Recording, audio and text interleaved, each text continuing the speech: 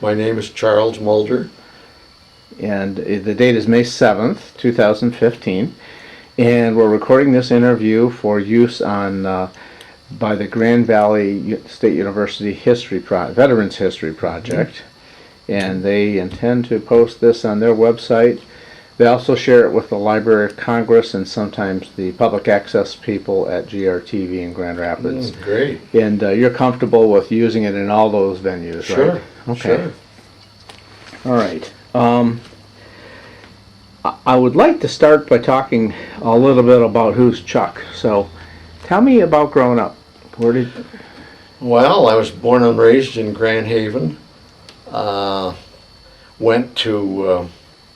Went to grade school and high school. Flunked out of high school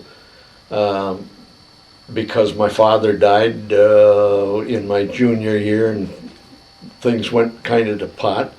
And then I got a job in a factory for a while, and not too long after that, I got drafted. So that the high school years were about what, the late 30s? Yeah. No. Gee whiz. Let's see. I was drafted in what did I say? 43. Yeah.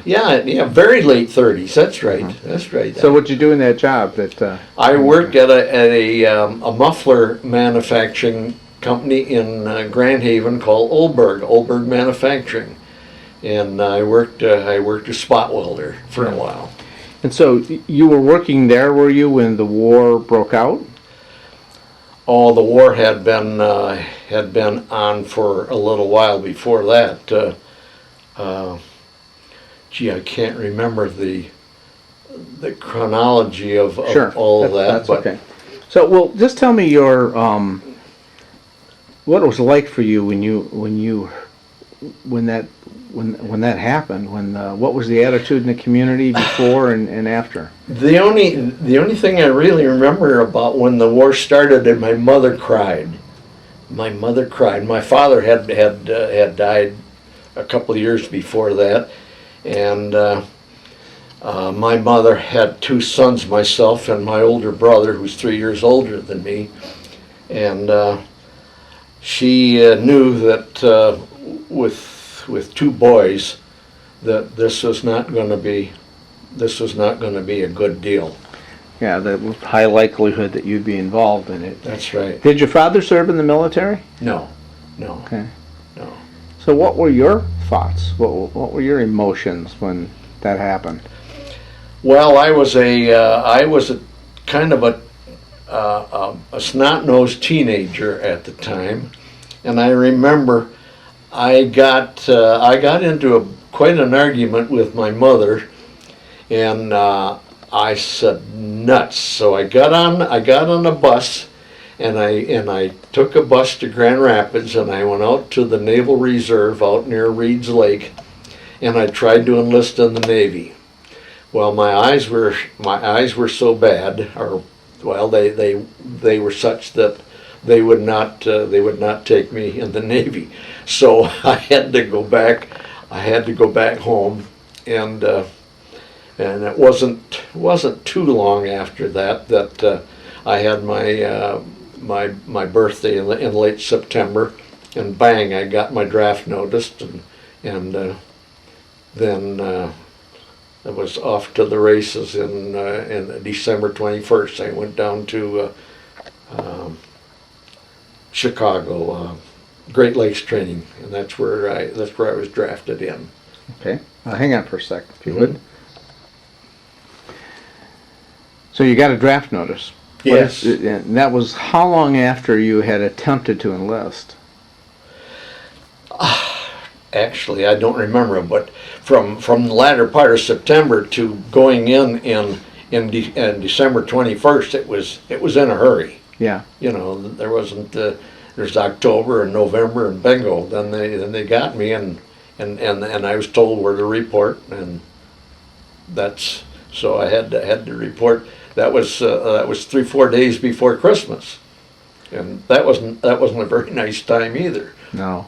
Well, what did it feel like to get a draft notice when you knew your country was at war? Oh, I was a young guy. I knew it was going to happen. What do you do? I couldn't say that I was tremendously patriotic or anything like that, but I knew that I had to go, so you don't fight it. You just go and do what's expected of you. Yeah. A lot of your friends had already gone. Or Oh, gone. yes. Yeah. Oh, sure. In fact, my brother was in training in the Air Force, and he ultimately wound up as an aerial gunner over Germany. Was shot down, a prisoner for 9 months, and he parachuted. And I didn't know anything about that after I was in England, but that's kind of jumping ahead too. Sure. He came home though. He Yeah, made it through the war. Yeah. They kind of they did a bad job on him, but he made it. So tell me a little. So okay, basic training. What was that like? What were the surprises? Most people don't remember much they like about it. What do you remember about it? Well, basic training was in Camp Crowder, Missouri, and I wasn't too happy about being in Missouri, but I just remember every morning why and this was a Signal Corps training, by the way, Signal Corps training, that every day we had calisthenics. It didn't make any difference how cold it was, and this was, gee whiz, this was in February, March, April, I guess, and then I got sent to the Signal Corps because apparently I had a good ear for sounds, which put me in Morse code training. And I took training in handling a Morse code key, and I only got up to 12 words a minute, which wasn't bad, and I kind of enjoyed that. And it was kind of odd that I'm left-handed, but all the code keys are set on the table for right-handers, and so I just learned how to send Morse code with my right hand. Nowadays, I can hardly remember the Morse code because you have no need for it. Yeah. Did you end up using that later in your service? Never used it. The funny thing about it was when I ultimately got through with my basic training and I was ready to be shipped out, they sent me to what they call a REPL depot, a replacement depot, in Camp Beale, California. Can you imagine going from Camp McCain, Mississippi to Camp Beale, California? I spent, I had a 18-day delay en route, so I could go home, spend some time at home, and then get on. As I recall, I got on the bus in Grand Haven on D-Day and took a bus to Chicago, and then got on a train for Camp Beale, California, and I was on the train to California about 3 days, and I remember when I got there was able to, and you can imagine you're sitting up for 3 days in a railroad coach. It wasn't fancy. I remember combing cinders out of my hair when I took my first shower. That's one of the things that I'll remember. Okay. And then I was at Camp Beale for only a short while, and this was only a camp that the Army decided, well, okay, we need some men here, we need some men someplace else. And then I got my papers, and I had to go back to Camp McCain, Mississippi, because apparently the 94th Infantry Division needed some additional men before they shipped out. So you're in California. You know that you're going to go somewhere. That's right. That's the purpose of you being there, is to just await deployment. That's right. And it was right after D-Day. What was? Tell me about D-Day. How did you feel? How did other people feel? There you are on the bus with the people. Well, I don't remember much about it because in the service we could see television once in a while, and we didn't have access to newspapers, as I recall. I guess I just don't remember much that was going on. I only remember that I was with some fellows and we had a weekend down in San Francisco, and I think it was about July 4th, and I about froze my tail off. It was so cold in San Francisco. Yeah. But that's another crazy little thing that I remember. So eventually, so you went back east, and then how did you end up in Europe? What were the next occurrences? Well, by the time I got to Camp McCain, Mississippi, where the entire division of the 94th was very shortly before I got there, or right after I got there, within days, that they got their papers from the War Department to hop on the train and go to Camp Shanks in New York, which was a embarkation for the troops going to Europe. And we were, it took, I can't remember how many days, 2 or 3. Don't remember how many days. Not too long to get up to Camp Shanks, and we were there a couple, 3 days, and they gave us time off there. And another thing I remember is with some fellas, about 2 o'clock in the morning, we stopped into some little chili shop in downtown New York, and sitting at the end of the bar is Bud Abbott of Abbott and Costello. Sure. I remember getting his autograph. And then it was right after that we loaded on to the Queen Elizabeth Cunard line, and that was quite an experience. There were, I have estimates with the crew. My book says there were totally 18,000 people, but I read other excerpts about it, and they said there was as much as 15,000. So it's somewhere in that area. But we were pretty well crammed in, and I think had it not been for the Queen Elizabeth and the Queen Mary, that the war could have turned out different, because they figured altogether there were upwards of 2 million men were ferried across the Atlantic for World War II. So you can imagine the difference that would have made. Absolutely. Now, you mentioned the 94th. Tell me which unit you were in that important information. Okay, I was assigned to a gee whiz. It was a headquarters. Headquarters company, and it was we had a 57 I was in an anti-tank platoon with a 57 millimeter anti-tank gun. Now, a 57 millimeter against an anti-tank in World War II was like shooting at tanks with a pea shooter. Yeah. And our platoon was the reason for the anti-tank there was to guard the battalion headquarters against any tank attacks.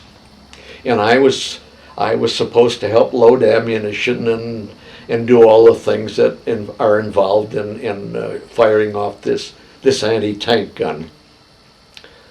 And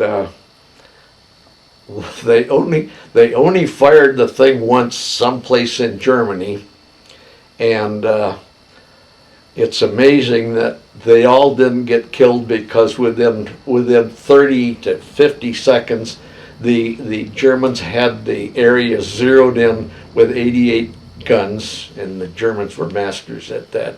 That they would have killed the whole crew. And for some reason, I wasn't with them. I think it was they had me pulling wounded out of the woods in this particular area. Okay.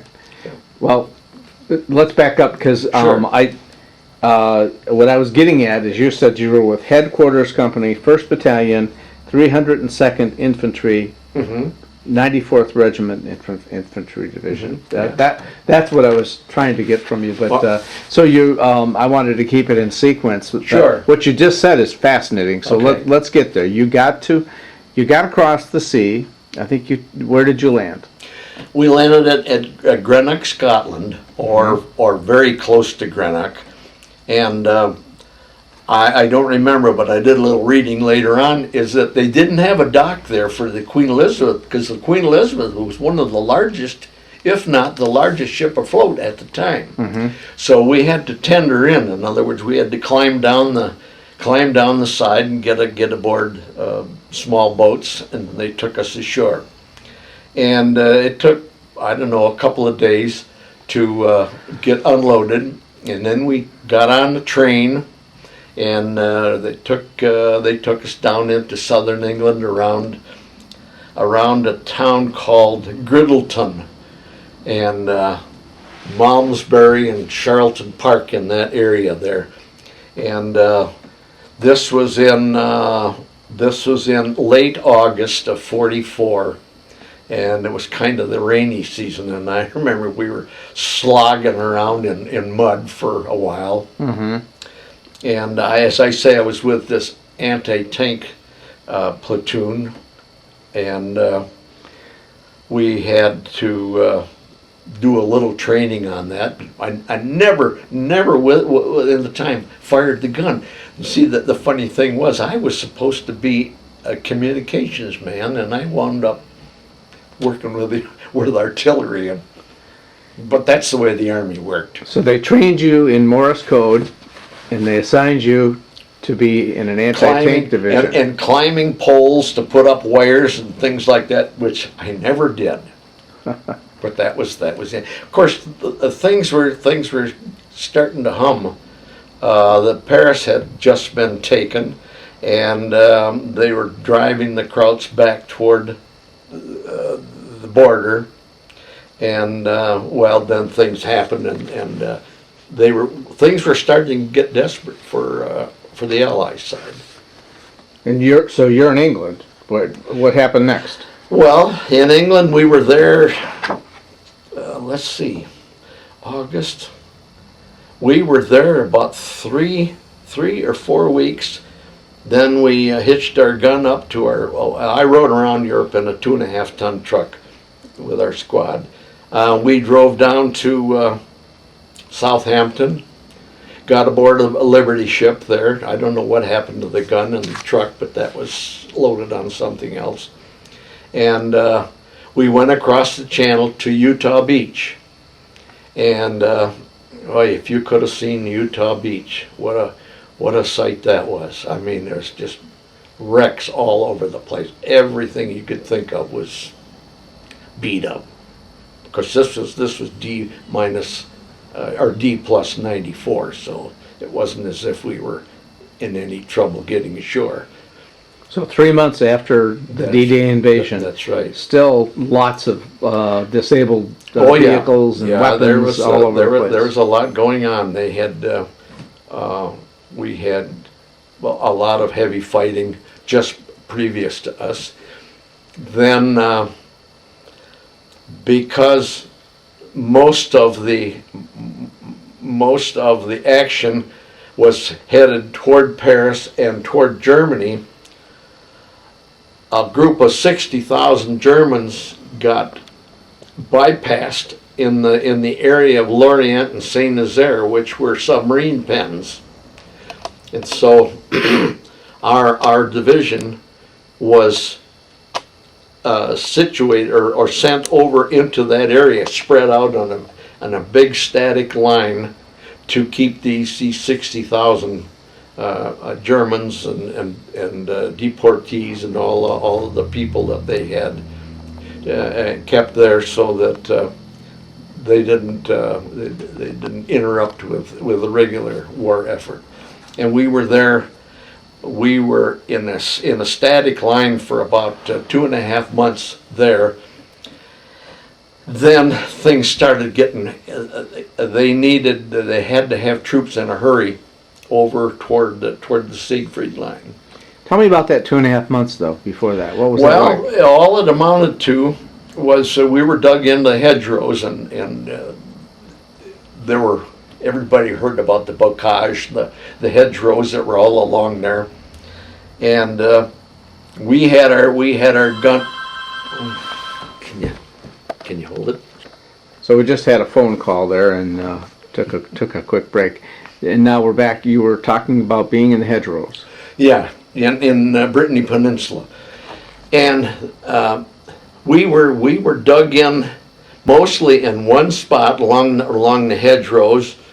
And I don't even remember now where our gun was placed. But at any rate, all we did was just sit there this time, and everybody had to pull guard duty all night long. So my buddy at the time was a fellow named Jerry Reich. I mean, he and I, you always buddied up with somebody. That was kind of the rule. And we had guard duty every night, like from say 10 to 12 or 12 to 2 or something like that. So all I remember is you never got a full night's sleep for, 6-8 months. I don't know. That's just the way it was. But at any rate, we were in along the hedgerows, really dug in, had logs over the top of us, and there was sporadic shell fire from the Germans in this area, but not an awful lot going on. And then, and by the way, that's when I spent my 19th birthday in France. Then in late December, we got marching orders to get over toward the Ardennes forest. And part of that story was December 24th, the 66th Division, part of one regiment of 66th Division, was coming across. And this is a terrible story. The ship that this regiment was on got torpedoed. And they lost 700 men, just like that. And, wow. and like 24 officers. So that outfit was going to. They were gonna go.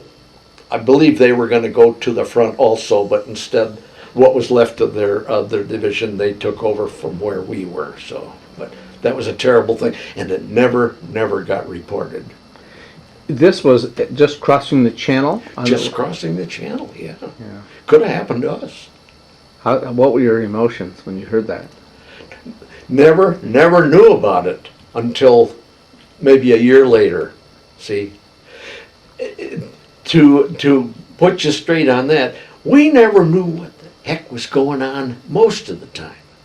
You wouldn't have a newspaper. All we did was follow orders. You never knew what was going on. We didn't even know it was called a Bulge. I didn't know it was called a Bulge till 10 years after the war. Yeah. Okay. And so you didn't even have a sense of it's going well or we're losing. Did you have any feel for that? No, except that we had people pouring in all the time, and we did get some information that we were moving. We were constantly moving, so we kind of felt that we were succeeding. Yeah. So Battle of the Bulge was you had in the hedgerows. That was your first real action. Yeah. Where you had people firing at you, and you got to feel what that was like. Not very much, no. There wasn't We much just firing. had to keep our head down. That's all. Yeah. I can tell you a story that when we were in the hedgerows, behind us about a quarter of a mile on this particular road, there were Free French Forces, FFI, or what they call the Maquis. And there was a crossroad behind us, and every night a French priest used to come around to the Maquis and talk to him. And that particular night, instead of following the road to the crossroad, he decided he was going to shortcut across the field. And he was machine gunned down by the Maquis guard there. I can just remember him, and I just will never forget. Mon Dieu, mon Dieu, mon Dieu, my God, my God. Killed him. So he was killed by friendly fire. The troops he was coming Yeah. to take care of didn't realize he was taking another route. He should never come across the field. He should stay down the road. That's something I'll never forget. I bet they were just distraught. Oh, and we didn't mingle with them at the time. I mean, I don't know why. Just one of those things. But it was a terrible thing. But war is terrible anyway. So Yeah. So how did you start to feel now that you wouldn't say you were in the thick of it, but you were in harm's way? Yeah. How did that feel? When you're young, 18, 19-year-old, you're gonna live forever. I don't. The only time I really got, there was twice there when I really got scared, is we had moved into another town and set up a kind of a barricade in the road, and somebody said, better duck down, there's mortar shells coming in. Well, mortar shells you can't hear. I mean, they go pop, pop out there, but you never know where they're going to happen. Well, as it turned out, it just scared the stuff out of me, and it didn't happen. Okay, and this again is in France, in this area that there wasn't that much action. And another time, we were in an apple orchard. I don't remember. Maybe that's where our gun was, and somebody hollered gas, and sure enough, you could smell. So everybody has to run like crazy for the truck that we were pulling, that was pulling our gun and get our gas back. So, well, it turned out that what we were smelling was apple blossoms. But you talk about being panicked, see, and it's funny. Those are, well, there are a number of other times, but in France, it was crazy. So what do you think of today when you smell an apple blossom? No, it doesn't. I just haven't. It just hasn't occurred to me. Hasn't happened to me. Haven't been around apple blossoms. Okay, it might. I don't know. Yeah. Battle of the Bulge is a very well-known battle, and many people have an opinion or an impression of what that was like. What was your experience? When we were going right just before the first of the year. We were all hopped into in the 40 and 8s. Our division went on, if you recall, the French Railroad had cars called 40 and 8s from World War I, 48 men horses, or 40 men and 8 horses. So anyway, we went across France and landed somewhere near the Ardennes forest. Then it was starting to really get cold, and they loaded us on open-end cattle trucks. And this is one thing that I really remember. It was about zero, and they had us all packed in these trucks, all standing up, full field pack on. You could hardly move, and we drove and drove and drove, and it was so damn cold that you could hardly stand it. I don't remember ever being that cold in my life. And I was reading about it in the 94th book the other night. there were many guys had to be shipped out because they had frozen toes from that thing. Well, finally we got off of that, and we got herded into some woods, and there were big dugouts already there, and we stayed overnight. 3 guys sleeping together with blankets down, all that tents. Bed check Charlie coming over, German plane. He came over every night. Well, then ultimately, oh gosh, where did we go from there? Tell me about Bed Check Charlie. What's that mean? Well, that was a German plane, and they came over at night as reconnaissance. That's what they called them, Bed Check Charlie. I didn't make it up. You know, we were pretty green by that time. Yeah. The Germans still had some. They still had some Air Force, but he came over at night because that was the easiest time for him to come over. Just to do reconnaissance, not to drop bombs or shoot at you or anything. No, they may have at other places, but not when I was there. So I'm trying to think. Sooner or later, as I say, this was right after the first of the year, and the Bulge had started then. And we moved farther into some area around the Saar-Moselle Triangle, and all I can remember is digging in some woods, and it was so cold and the ground was so frozen, and in order to dig a foxhole, we had used quarter-pound blocks of dynamite to break open the topsoil and dig in. Oh gosh. And so and then we got a call, or we were in Patton's Third Army, and things are really going to heck in the Bulge because the Bastogne was surrounded, and Patton. Patton wanted to go bang into Germany, but things were happening at the Bulge, and in the upper guy said, no, you're not going to do that. You've got to bring your outfit up to Bastogne and help these guys out. So he said, how soon can you get your I think I forget what corps we were in or whatever, but we were with him. So within 3 days, all we did was travel west into the Bulge area, and then we crossed the Saar River. We're on the move a lot, and day by day you stopped and you did this and you did that, but I can't remember details anymore. Sure. But not fighting, just trying to get to help to the other guys to help. Yeah, and I was lucky I didn't get in on the fighting part, but we were in woods where they had tree bursts coming down, and you're always looking out for tree bursts because the Germans really know how to do that. Fire into trees and then they go down.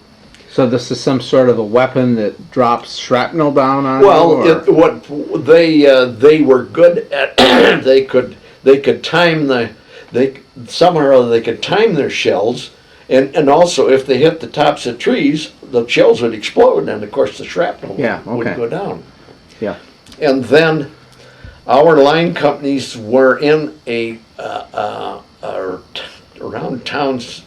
I remember the towns of Nennig and Orscholz, and this is where our line companies really got involved, and this is where they had our gun by battalion headquarters, but they were far enough back so they decided they were going to use us to haul the wounded out of the woods when all this stuff was going on. And that was the worst part of it for me. And I remember being at a forward aid station and you went up maybe 100, 200 yards where everything was happening, and get a hold of somebody, or even a dead body, put them on a stretcher, and there were two guys that were doing that. And there were guys that were supposed to be doing, and they would come back, and they would find ways to not go back. And I couldn't bring myself to do that. And I remember a fellow that was there in our squad by the name of Jimmy Trent from down south. He says, if there's anybody I want to go up there with, he says, it's Charlie Mulder. And I thought, oh, and I was scared shitless all the time. I mean, it just seemed that you had to do it. You didn't want to do it. That's the only time I felt maybe like I was a hero. I don't know. Yeah, so you were going up and pulling the wounded out, Oh, yeah, getting them to medical assistance. Oh yeah. And you must have seen some terribly injured, a lot of battered bodies, huh? That's right. I remember one with the rear end entirely blown off because he was dead. There was a lot of dead stuff. You know, when we started this interview, you told me you didn't see much. I think you saw a lot. Well, you see, what I do is when you're in the infantry, I was fortunate. I wasn't in a line company. They were right up there shooting the guns. See, that's why I figured I was lucky I got back. These guys that had to go through that kind of stuff, they were the true heroes. See, and when before I was getting ready to talk to you, that was always going through my mind. I really didn't feel right about it, so to speak. You know what I mean? You didn't feel right being cast as somebody that we had to honor for their service? Yeah. Because of the line company people. See, they were Some guys had it worse. Oh, but terrible. You still put yourself out there. Yeah. You didn't know. You may have been one of those guys, right? Yeah. It's funny. We weren't up there too long, and we were being shelled for something, and I remember hitting the ground, and I got a terrible pain in the middle of my back. And I thought, oh, God, I've been hit. And it was nothing but nerves. Yeah, sure. Just crazy things. So, how long did the Battle of the Bulge go on? How long were you in that duty where you were pulling back the wounded? Oh, that lasted about 3 days. See, then again, it wasn't a prolonged thing, but it was bad. Well, and there were after that was Camp Holt's Woods. Golly, I remember the snipers, and the town we were in was shelled real bad.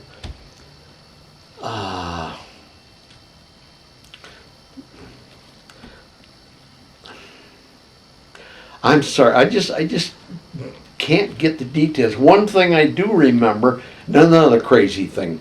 We were with a bunch of line company boys. We had just taken that town, and these guys were in a house, and the big window had been blown out. And here was a sofa sitting there. And here this line company guy, he lays down on this sofa, and he says, and he puts his foot up in the window. He says, maybe I'll get hit and I'll have $1 million wound and they'll send me back to England. That's what they call it, $1 million wound. Yeah. But he didn't get hit. Huh? He didn't get hit. So, Battle of the Bulge, it was about 3 days, did you say? Or Well, 3 weeks? that was our part of that particular one in the woods. Yeah, okay. The Bulge started about the middle of December, and went up as far. I think they had gotten the Bulge back about the 16th of January. Yeah. So you were there most of that time. in this Well, I war? was there about half of that time. Okay. Yeah. All right. So then, how did you transition out of there, and where did you go next? Well, when they finally got the line straightened out, then they started taking more and more prisoners, and we started to move faster, and we were taking thousands of prisoners a day until they got close to the Rhine, or no, close to the border, and then the Germans, the resistance started getting tougher because they were in their own territory, their own country. Yeah. I remember taking towns like Dusseldorf, Ludwigshafen, or at least we were involved in them.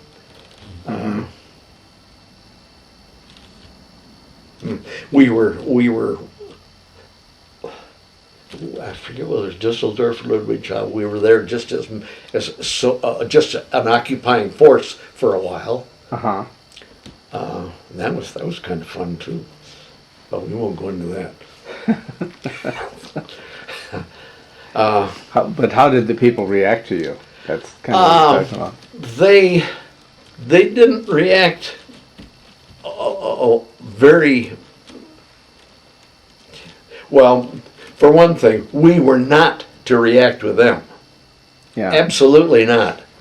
Absolutely not. Non-fraternization. Right. However, you can imagine that wasn't necessarily adhered to Yeah. under certain circumstances. Sure. But when we got, I think it was Dusseldorf, that was the first time that we had been in a decent bed for, 3 months, 4 months. Yeah. And I think I was able to take a shower. First shower in 3 months. Something like that, Yeah. yeah. Oh, yeah. Oh, yeah, we must have been a pretty smelly group. Yeah. And how did that feel? What did you think at that point of the war? As a young guy, I'm sorry, I didn't. It was kind of nice. We were able to put some clean clothes on. Of course, we didn't have too many. We finally got they had a barracks bag, and you had that brought with you, or somebody had it. And if you were at any place for any length of time, well, then you got your stuff, and maybe you could shave or something like that. By the way, that's just when I started shaving. For goodness sakes, I was just a kid. I was still just a kid at 19. Sure. Sure. So, how did it progress from there? Well, we finally got.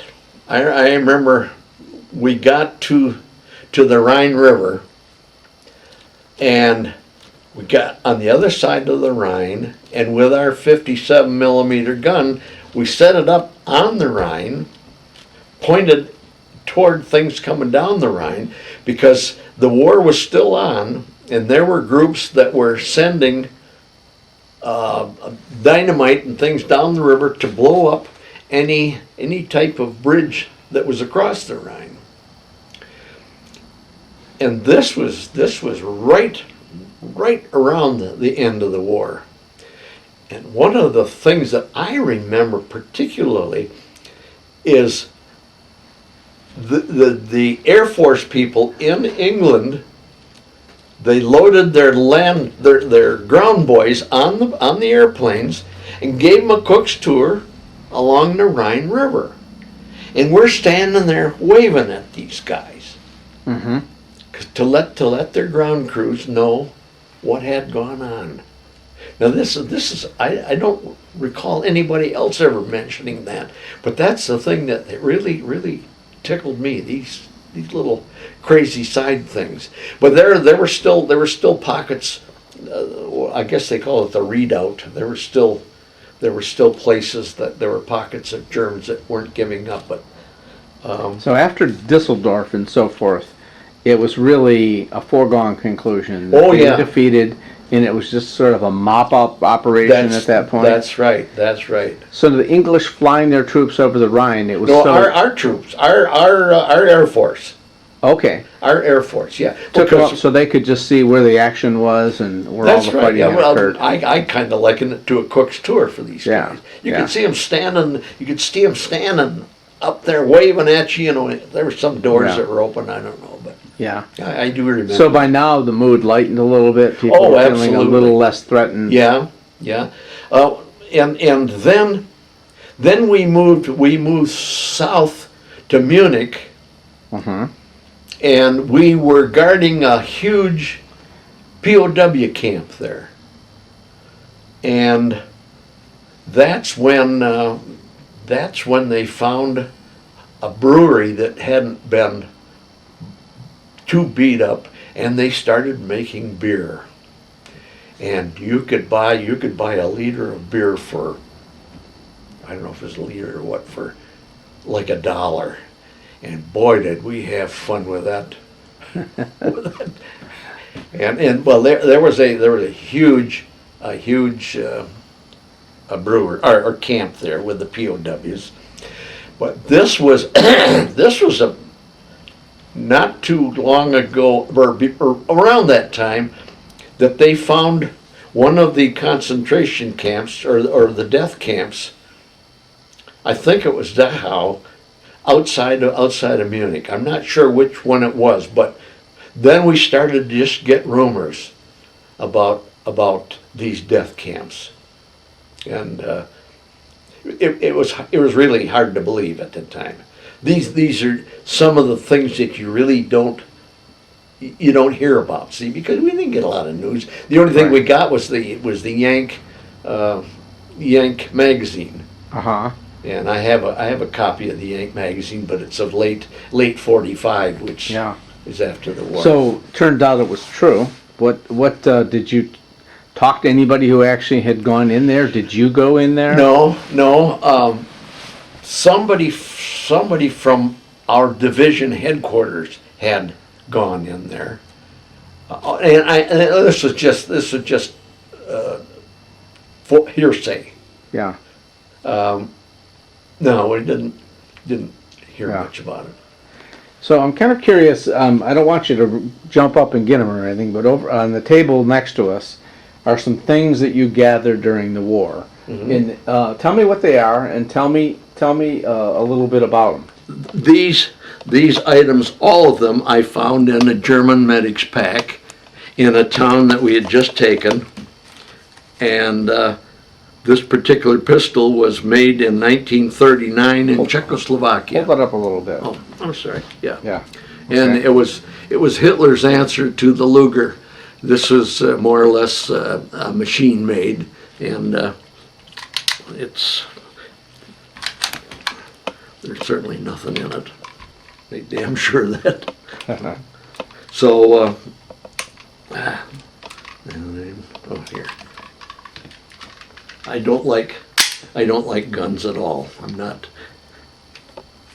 Anyway, I was able to get this from this German medic's pack, and I was surprised that he had it, and it came with a beautiful holster.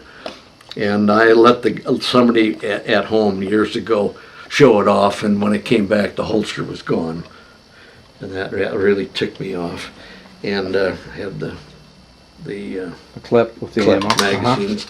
Then this also, which I think Hold that right up by here. is a beautiful memento, a relic, or whatever you want to call it. Yeah. And what do you suppose that was? All of this stuff was in this German this medic's pack. Obviously not standard equipment for a medic. Something that no, he had pilfered, probably. I think he was. Yeah, I think he was.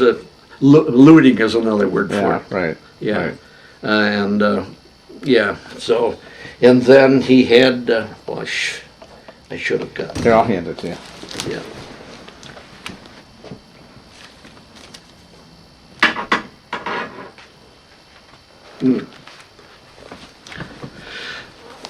this bayonet, I had it. I Googled it, and it's authentic, and I think it's from World War I. And why he had it, I don't know. And engraved on the handle here is March 2 of 45. Hold that up, would you? Oh, Hold it up yeah. here, yeah. March 245. So this medic or fellow that had it must have. Well, that was just before the war. That's okay. You don't have to take it out. That's good. In fact, you can't get it out. And then, I see. I wrote down. I found this swastika in a German medic's pack in a. What is it? Oh, in an abandoned wagon, a town we had just taken about 2 weeks before the war ended.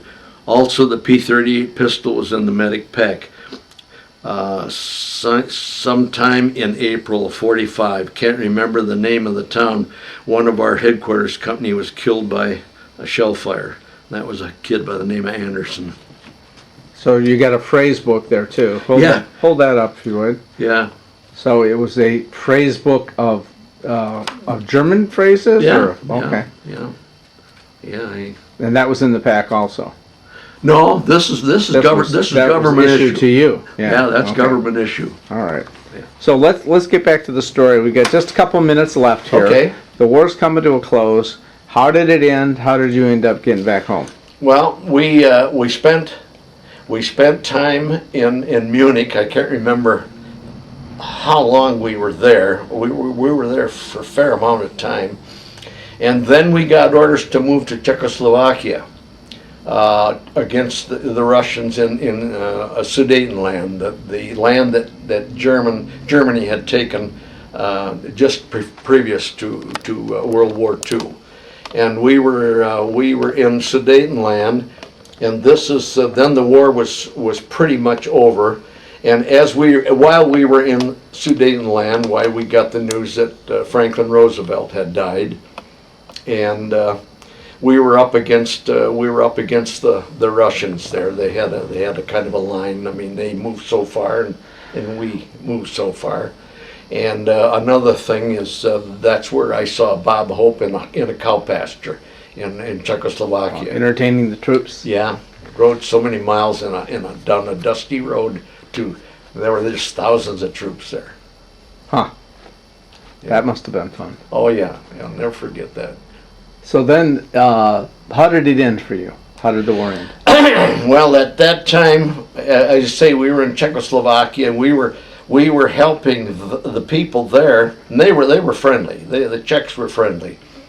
We were helping them bring in some of their crops, and then we got word that they had dropped the bomb at was it Hiroshima, and then of course the war was over, and then the government started sending guys home, and you went home if you had so many points, which depended on how many months you had been in the service.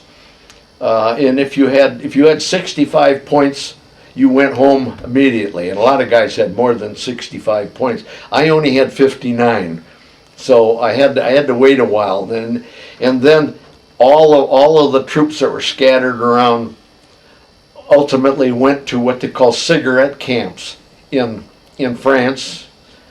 The one I went to was called Camp Chesterfield. It was a deployment camp, so to speak. You went there and you got arranged for shipment home, and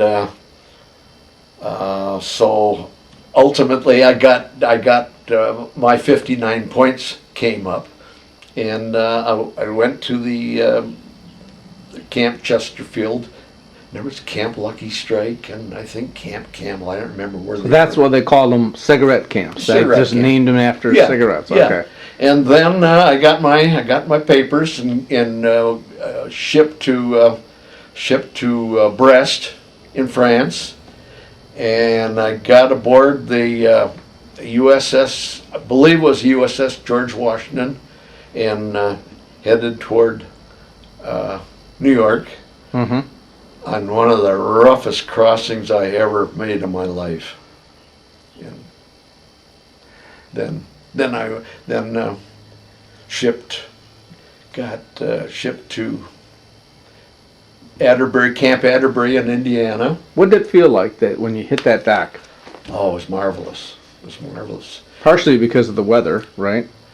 Well, yeah, but it was kind of like 10 Christmases rolled into one. You know, you were always sure you were going to make it, but maybe not that sure. You know, of course, a lot of them didn't. But yeah, it was great, and by that time, my brother had gotten out of the PW camp, and he was already home. And then when I got home, my mother was very happy because she had 2 sons in, and they both came home. I don't know, it was just a great time, just a great time. Then we belonged to what they call the 5221 club or 5220 club. We got $20 a week for 52 weeks, I think, something like that. The military gave you this? It was either the military or Michigan. I can't Uh-huh. remember which. I think it was probably Michigan. They had some kind of an arrangement set up for Yeah. returning vets. So what was life like after the war? How were you treated, and what did you end up doing with your life after that? Well, after that, I looked around for various jobs, and I got a job at a hotel, washing dishes in the kitchen, and then I got a job at one of the state parks, and then I got talked into going up to Hope College in Holland, Michigan, by my mother and the girlfriend at the time. Said, you have a chance under the GI Bill. So I went up to Holland, which was just a short hop, and took their test and advisement under the Veterans Administration, and they knew that I had flunked out of high school, but at any rate, I took their tests and all that, and they said, yes, you can go to college if you would, because they gave you credits for being in the Army, which I forget what they called them, but it was enough to get me going. And so I went to Hope College for 4 years and enjoyed every minute of it. Now that I think of it, and I have to say that the GI Bill was the best thing that ever happened to this country after World War II. I mean, it was just a marvelous thing. Mm-hmm. It almost doubled the people going to Hope College, because there were a lot of GIs there. Yeah. And gee whiz, then I had relation that lived in Holland, and after I graduated, What was your degree in? just a BA degree. Oh, in sociology. Okay. Sociology. Uh-huh. I don't know why, but it was easy. It was easy. Yeah. Although I had a tough time with language, and I ultimately got a Spanish, got good marks in Spanish. So what did you do with that? How did your career then transition? Well, then I got a job through my cousin's husband. He knew, so he was a pretty high man in Holland, and he got me a job with a company called the Holland Racine Shoe Company as a salesman on the road. And they fixed me up with a car and shoe samples, and I went to Wisconsin, Minnesota, North and South Dakota, and Iowa, selling shoes. And I did that for 2 years, and finally got tired of traveling that much. And in the meantime, I kept back and forth with a girl I met at Hope, which is my wife now. Uh-huh. And I came back to to Grand Rapids, and we got married. And for a while, I quit the shoes, and I sold butcher supplies. And then I quit butcher supplies. Then what did I do? Well, ultimately I went to then I went to work for a company called Danley Machine Company out of Chicago. Mm-hmm. They sold die maker supplies, and I worked for them for about 14 years, and I got fired from there, and that's a story.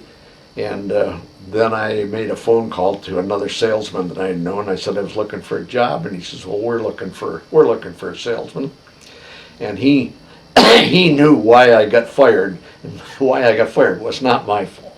It was. Yeah. But anyway, so then I got an interview with Gene Good of Good Steel Service at the time, and Gene Good is one of these guys. He riding around on a white horse. He was just a great guy, Mm-hmm. and he interviewed me a couple of times, and he hired me. And after 23 years there, I retired. And then I retired in 1988, and we not too long. And in the meantime, we had bought a little cottage up north, and we went back and forth there for many years. And then I was still working, and then when I retired in 1988, we bought a motor home, and we RV'd for 16 years, and Really? just had a marvelous time. And then we sold the cottage and moved into Grand Rapids, and lived in a couple of apartments, and then finally we sold the cottage and had enough money for this condo. And here we are.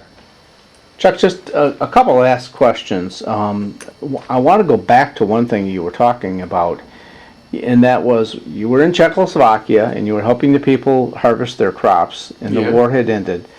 But you didn't come home till after the end of the war in Japan, so that was months. No, Wasn't it? no, we were, well, yeah, I guess it was. So you were in Europe after the war Yeah. for a period. For how long would you say? Well, let's see. The war was, what is it? The war was done in April. Was it April? Yeah. Well, we spent a fair amount of time in Czechoslovakia. In fact, we moved to two different places, and it was late August. It was very, very hot. When I can't remember the details. There was nothing of significance that happened then. No, Any particular memories of that? except I took with some other guys. We had a chance to go to, golly, it was either Pilsen or Prague in Czechoslovakia, and we just kind of mingled with a couple of Russian soldiers, and boy, what a bunch of thugs they were. I mean, they were, well, it's just another impression. Mm-hmm. But we were there. Roosevelt died, and then they dropped the bomb, and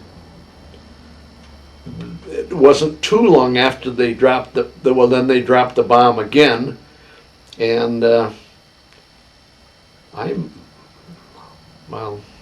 I'm sorry, I can't fill in. But it that wasn't time. that eventful. No. There Okay. was practically nothing. Yeah. Nothing Okay. going on. All right. Well, we just kind of glossed over that when it happened. Yeah. Before we stop, I want to talk about Honor Flight. That is coming up here in a couple of weeks. That's right. And what are your thoughts about that? Well, I'm kind of enthused about it. You see, was it 6 months ago or a year ago? M Live downtown. You know, they had a big get together for old GIs, old geezers like me, and I went down there with my wife, and she took some pictures, and then they we just went down there, and the place was jammed. They didn't figure that there was going to be that many there. But then we heard about the honor flight, but apparently they had already picked them. But at any rate, we were told to fill out a questionnaire of sorts, and we did, and we knew that there would be more honor flights, and that probably I would get on it. And gee whiz, just about a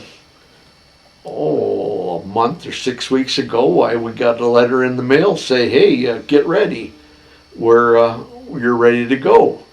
And so they said they give us some of the requirements. That can you navigate by yourself, or are you going to need help, or going to need a wheelchair, and a lot of other stuff? And will you have somebody with you, or can we get somebody with you? And I suggested that my son go, and I asked Stephen if he wanted to go. He said, "Yeah, I want to go." Yeah. So how do you feel about it? I'm tickled to death. Just to see that. Plus, I don't mind.